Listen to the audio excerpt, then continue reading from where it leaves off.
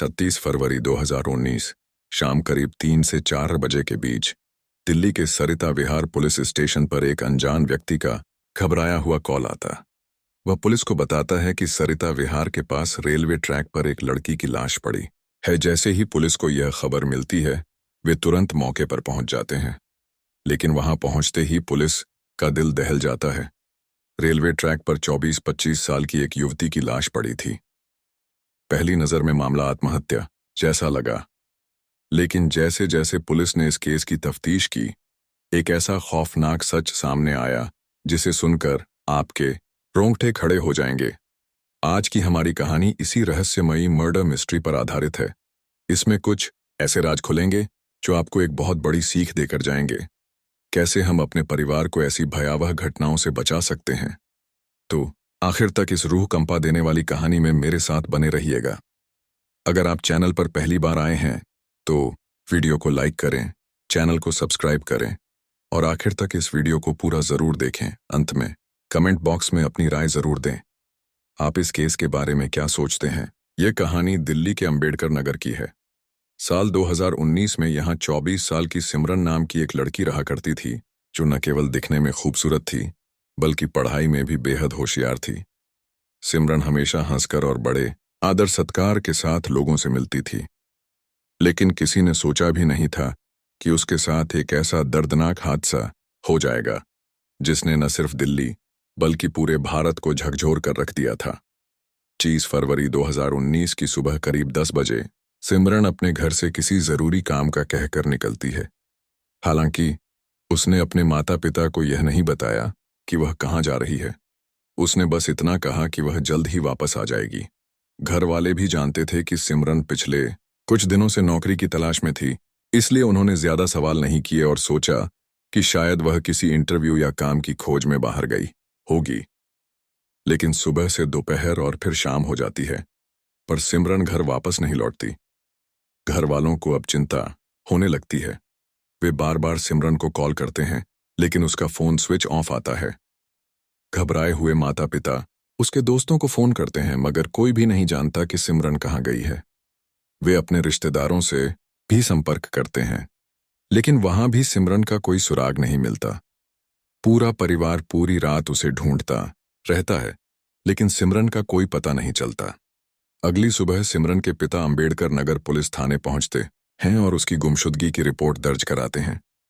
इसके बाद पुलिस भी सिमरन की तलाश में जुट जाती है। 27 फरवरी 2019 की शाम करीब 3 से 4 बजे के बीच पुलिस स्टेशन में एक फोन कॉल आता है। कॉल करने वाला एक अज्ञात व्यक्ति था जिसकी आवाज घबराई हुई थी। उसने पुलिस को सूचना दी कि सरिता विहार के पास रेलवे ट्रैक पर एक लड़की की लाश पड़ी है। खबर मिलते ही पुलिस तुरंत घटनास्थल पर पहुंचती है। वहां का नजारा बेहद भयावह था। रेलवे ट्रैक पर एक 20 से 25 साल की लड़की की डेड बॉडी पड़ी थी। वह जगह सुनसान थी, लेकिन कुछ लोग आसपास खड़े थे।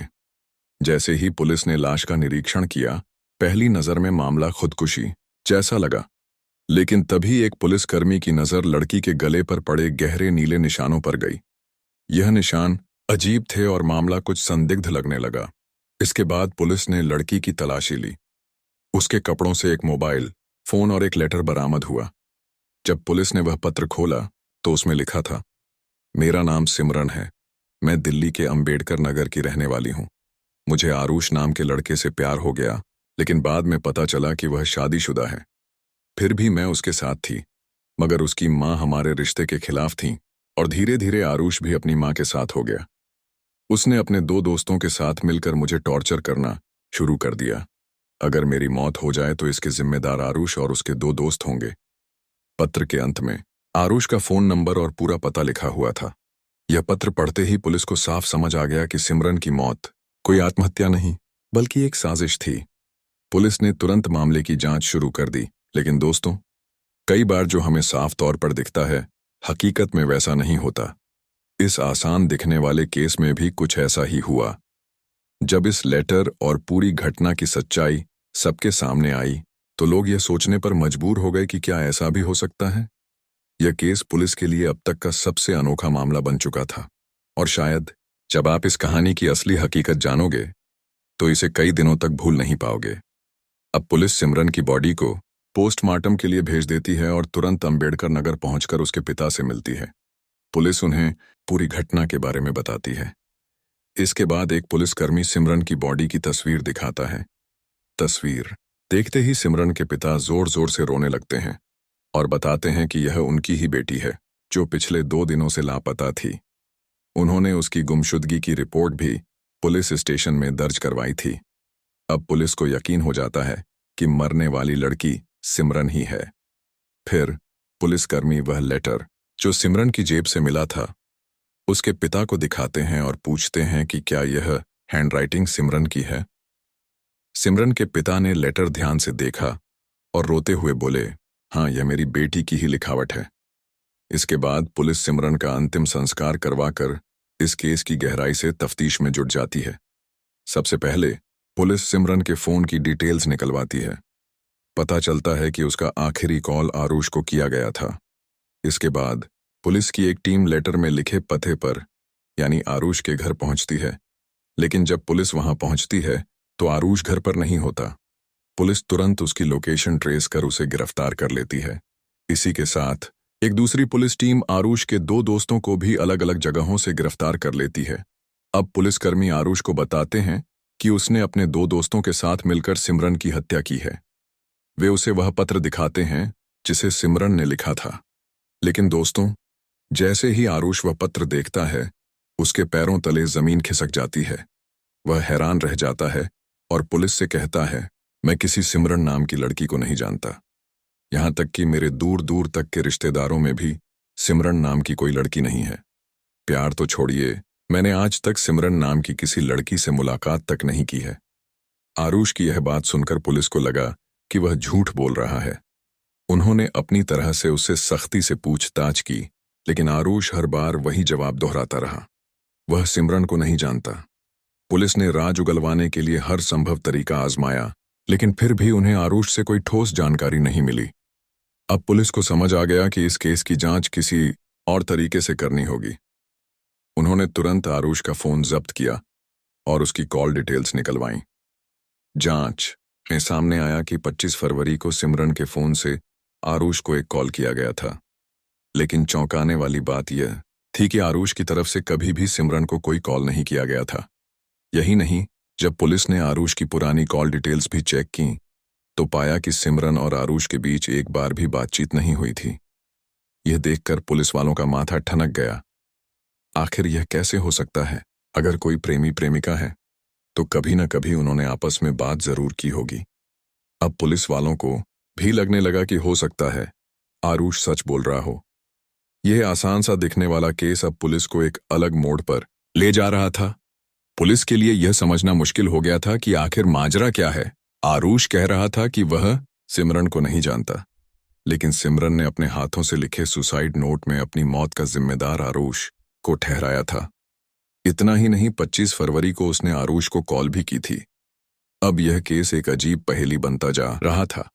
अगर दोनों आपस में संपर्क में नहीं थे तो सिमरन ने अपने सुसाइड नोट में आरुष और उसके 2 दोस्तों का नाम क्यों लिखा? इसी उलझन को सुलझाने के लिए पुलिस ने एक बार फिर सिमरन के पापा से मुलाकात की और उनसे कहा, आप एक बार फिर सिमरन की हैंडराइटिंग की जांच कीजिए। अब सिमरन के पापा ने उसकी पुरानी डायरी और नोट्स से हैंडराइटिंग का मिलान किया और फॉरेंसिक जांच के लिए इन नोट्स को भेज दिया गया। रिपोर्ट में साफ लिखा था कि वह हैंडराइटिंग सिमरन की ही थी। लेकिन दोस्तों, इसी जांच पड़ताल के बीच कुछ ऐसा हुआ जिसने पूरे केस को पलट कर रख दिया। दरअसल जब सिमरन के पापा उसकी डायरी चेक कर रहे थे तभी उन्हें डायरी के एक कोने में 3 शब्द लिखे हुए मिले, प्रसाद, जॉब और आगे एक मोबाइल नंबर। इत्तेफाक से यह शब्द कुछ दिन पहले ही लिखे गए थे। अब सिमरन के पापा को यह अजीब लगा कि आखिर ये प्रसाद जॉब कौन है और इस नंबर का क्या राज है।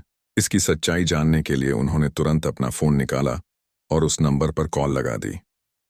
फोन की घंटी बजी और फिर सामने से एक शख्स ने कॉल उठाया। सिमरन के पापा ने पूछा, क्या आप प्रसाद बोल रहे हैं? सामने से आवाज आई, हाँ बोल रहा हूं। उन्होंने आगे पूछा, क्या आपकी सिमरन से बात हुई थी?